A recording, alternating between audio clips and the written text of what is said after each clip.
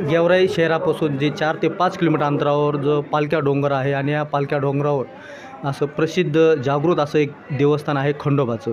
आणि या ठिकाणी आपण पाहिलं आहे, या ठिकाणी जुनी अशी एक बारो आहे, त्याचबरोबर जुनं एक या ठिकाणी भुयार आहे, महादेवाचं मंदिर आहे आणि गेल्या 11 वर्षापासून या ठिकाणी सप्त्याचं देखील आयोजन केलं जात आहे. ज्यांच्या नेतृत्वाखाली सप्त्याचं आयोजन केलं आहे असे या ठिकाणी पुरी महाराज या ठिकाणी उपस्थित आहेत. महाराज, आपला परिचय सांग. मी श्री हरिभक्तीपरायण विक्रम महाराज पुरी, धैर्येश्वर संस्थान गुंतेगाव.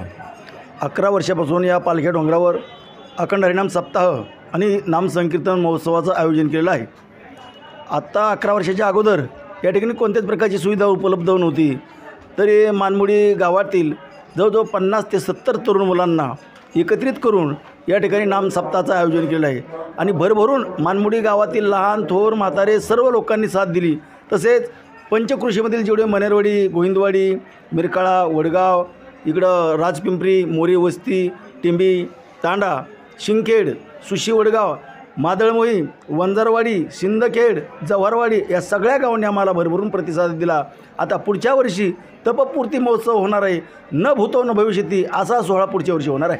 बरं, 11 वर्षापूर्वीचा कार्यकाळ आणि आत्ताचा कार्यकाळात काय फरक जाणवतो आपल्याला? खूप बदल झालेला आहे. 11 वर्षापूर्वीच्या अगोदर पाणी पिण्याची व्यवस्था नव्हती, इथं राहण्यासाठी निवारा नव्हता, लोकांची येणाऱ्या भाविकांची गैरसोय होत असायची.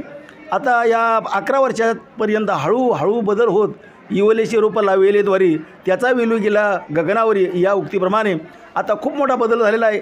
येणाऱ्या लोकांची कसल्या प्रकारची गैरसोय होत नाही आणि आम्ही सर्व तालुक्यातील पुढाऱ्यांना आग्रह केलेला आहे, आम्हाला काही ना काही तुम्ही सुविधा उपलब्ध करून द्यावी आणि त्यांनी आम्हाला होकार म्हणून शब्द दिलेला आहे.